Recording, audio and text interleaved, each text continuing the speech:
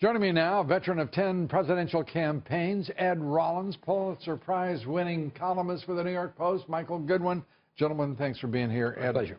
This is really remarkable. Obamacare, the president-elect making it very clear the way it's going to be, talking about essentially simultaneous repeal and replacement. He is driving policy. He is talking about the outlines of a deal with Russia in which sanctions could be withdrawn and a new future created for the Russian-U.S. alliance.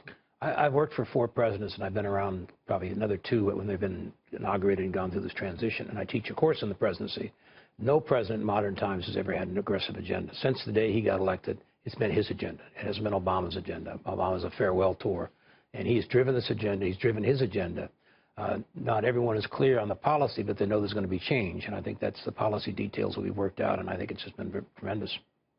Well, look, it is amazing how fast he is moving. As Ed said, really during the transition, a lot of things have taken shape that has never happened before. I mean, we're at this point, normally in a transition, we're still getting appointments, we're still getting nominees named for the first time. I mean, we're way down the road on that. And I particularly like the job stuff. I think that is the most important thing, that to the extent that these companies are coming forth talking about creating jobs, it's creating optimism about the economy. And so much of the economy is about looking forward. How do people feel about it? Right now, they have felt very glum. Suddenly, there's a dose of optimism. I think that's the best thing that's happened. The pessimism, I think, it may not be pessimism, but the dour faces you see are in Washington, D.C. amongst lobbyists, as the president is taking on these issues, working with CEOs and engaging them, not stepping back and then dealing with third parties like the Business Roundtable or the Chamber of Commerce, but appealing to the leaders of the country. Who are those CEOs? Well, he's setting an agenda. Traditionally, presidents react to outside forces and what have you. He is setting an agenda, and Congress can either go along with him or fight him. They do so at their own risk. In my sense, is he's a very pro-business. He's got very great jobs. And what he's going to be measured on 4 years from now is going to be, has he created jobs and is it a better environment for workers? Yeah, and you know, the truth is, I think that he's being judged right now every day, just being nitpicked, you know, across the board for everything he does, even though he's doing amazingly, as Howie Kurtz and I were just discussing. There's this idea growing up in the national press where somehow he's missed an opportunity with his transition.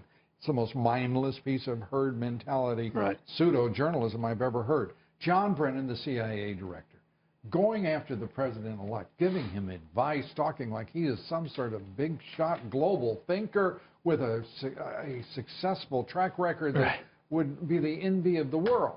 This guy has screwed up, as I said earlier, he screwed up even the vacant lots he's encountered.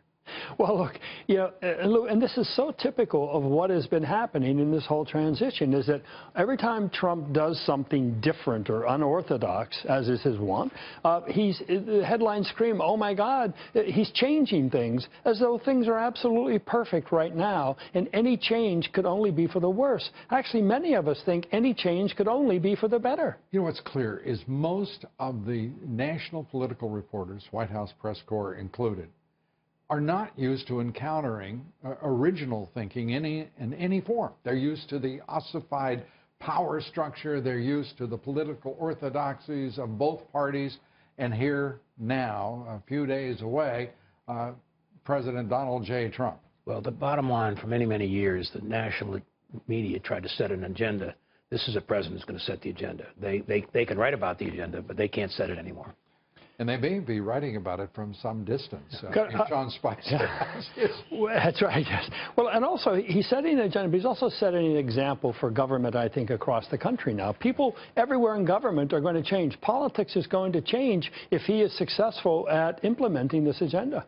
The direction of the country, which is what the vote was all about on November 8th of last year, the direction is now a new one, and that's we're getting what we asked for. We'll all benefit. The system's working. Democracy, must be great rigged. republic is working. We've been saved. Michael Goodwin, thanks for being with us. Ed Rollins, thank you, sir, for being here. Thank you. Appreciate it as always.